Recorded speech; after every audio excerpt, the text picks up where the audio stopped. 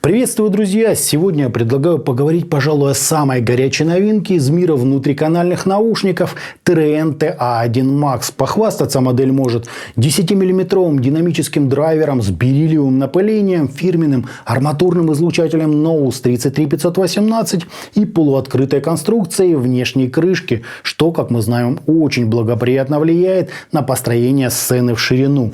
Подробно поговорим о их звучании, сравним с конкурентами, посмотрим на графики и дадим собственную оценку использованным здесь технологическим приемам. Собственно, поехали! Пришли наушники в небольшой такой картонной коробке с изображением модели и адресом производства. Из важного стоит отметить гибридную схему излучателей, импеданс равный 22 Ома и чувствительность 118 дБ на милливатт. В комплекте находим инструкцию, гарантийный талон и круглый вот такой вот металлический бокс с переходником на 6,35 мм, парой пенок и двумя наборами амбушюр разного цвета и размера. Лично мне оба этих набора оказались малы, но это, конечно, очень индивидуально. Кабель внешне не особо внушает уважения, тонкий, плетеный, с заушенными из термоусадки и L-образным металлическим штекером на 3,5 мм. Аппаратура показала его сопротивление равным 0,585 Ом. Соединение же осуществляется на в меру тугих вилочных QDC-коннекторах 0,78 мм. Сами чашечки полностью выполнены из металла в форме эдакого бочонка с ножкой, с внутренней части которого расположилось компенсационное отверстие для 10-мм динамического драйвера и довольно длинный звуковод. А с внешним видим прорези в виде буквы X для обеспечения полуоткрытой конструкции модели. Кого-то данный факт порадует, а кого-то, наоборот, может озадачить. Я же скажу так, благодаря арматуре, убранной в звуковод, а также настройке кроссовера, данная полуоткрытость способна повлиять исключительно на передачу низких частот. При этом общая звукоизоляция так и осталась на внушительном уровне. То есть, как говорится, вот сплошные плюсы. Еще и динамик выбрали с бериллиевым напылением, что существенно повышает его скоростные характеристики. Относительно середины и верхней части спектра за них здесь отвечает арматурный излучатель Knowles 33518, который сам по себе имеет закрытую конструкцию. Согласитесь, очень здорово придумано, просто и в то же время максимально эффективно. Вот так вот это все, друзья, и выглядит.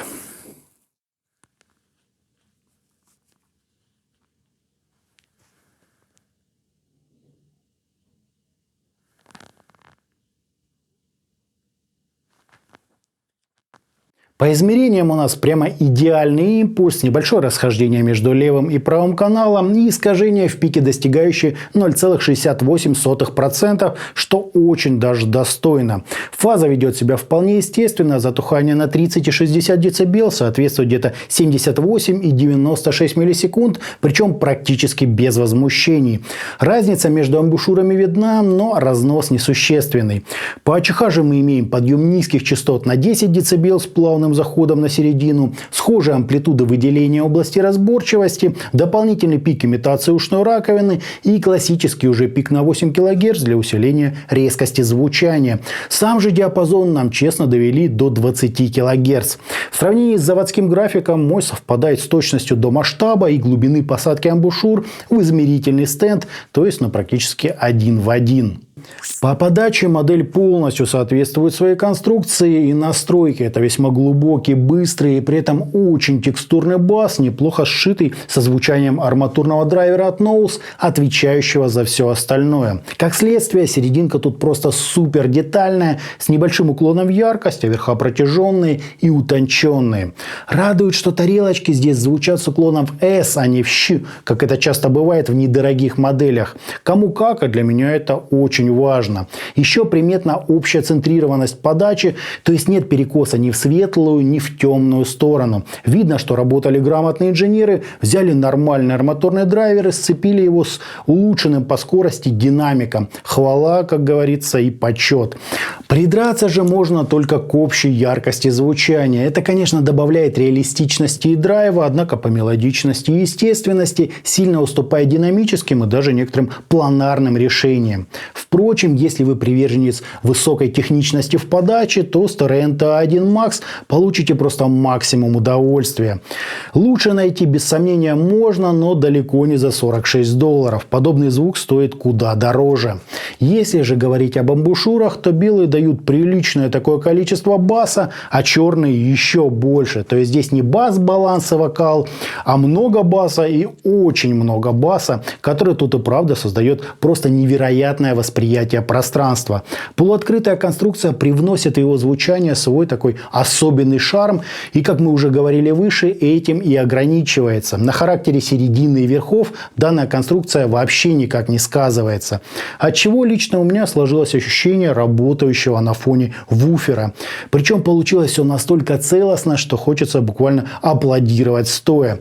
Серединка естественным образом прорастает из низких частот, слегка превосходя низ по качеству отработки и четкости звучания. Собственной массы у нее, на мой взгляд, достаточно. Выразительность высокая, да и эмоциональностью модель тоже не обижена.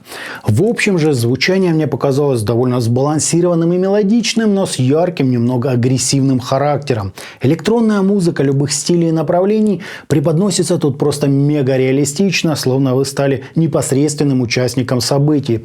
Передача больших оркестров или сложных джазовых композиций в плане точности тоже превосходна. Чуть-чуть мне не хватило пространства в глубину, при этом воздуха в композициях было достаточно, а каждый тембр обладал своей уникальной текстурой и четко позиционировался относительно других инструментов. Старый добрый рок, блюз, тяжелый и не очень металл тоже в них не оставят равнодушными. Наушники буквально созданы для подобной стилистики, правильно рисуя ритмическую часть, чуть выдвигая вокал и аккуратно преподнося высокие частоты. Разве что басов здесь многовато, но это вопрос вкуса и легко решается простым перебором амбушюр. По источнику можно особо не заморачиваться. Наушники прекрасно споются даже с аналоговым выходом вашего смартфона, не говоря уже о каких-то портативных решениях. Изначально жирное музыкальное звучание добавит наушникам сока, объема и теплоты, а, например, аналитично еще сильнее заострит атаки и подчеркнет и так впечатляющую прозрачность. Для моих же ушей наиболее благоприятно звучит первый вариант. В сравнении с Teen Hi-Fi T1S последние оказались заметно объемнее и куда мутнее на середине. 7 Гц Eternal имеют схожую разборчивость, но выразительнее, сочнее и не такие яркие.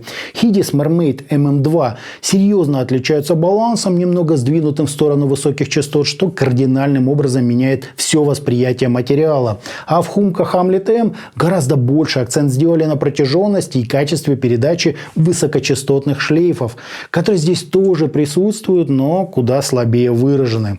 Основное же отличие от конкурентов тут, на мой взгляд, непосредственно в идеологии. T-Reon взяли за основу добротный арматурный излучатель, а все остальное подстроили уже исходя из его возможностей. Получилось чуть ярковато, но без сомнения очень любопытно в акустическом смысле. Итогом, внутриканальные наушники T-Reon T1 Max лично меня очень порадовали своим подходом к реализации гибридной схемы излучателей, правильным балансом частот, просто сверхглубоким и при этом довольно текстурным басом, с имитацией работы сабвуфера, чистейшими по своей четкости средними частотами и довольно продолжительными, но комфортными верхами. Из спорных моментов я бы отметил прямо серьезный по объему бас и общую яркость, которая здесь сравнительно выше, чем у большинства конкурентов. Если же к этому у вас вопросов нет, то от T1 Max вы обязательно останетесь в полнейшем восторге. Услышать подобный звук в сегменте до $50 – большущая редкость. Чисто, детально, текстурно, драйвово – это то, что максимально точно определяет звучание данной модели, плюс еще отличный по глубине бас. Уверен, это новый бюджетный хит, и брать его будут буквально пачками. А на этом у меня все. Это были гибридные наушники T-Reon T1 Max. Всем добра, всем пока-пока. Подписывайтесь на канал и оставляйте свои комментарии под данным роликом.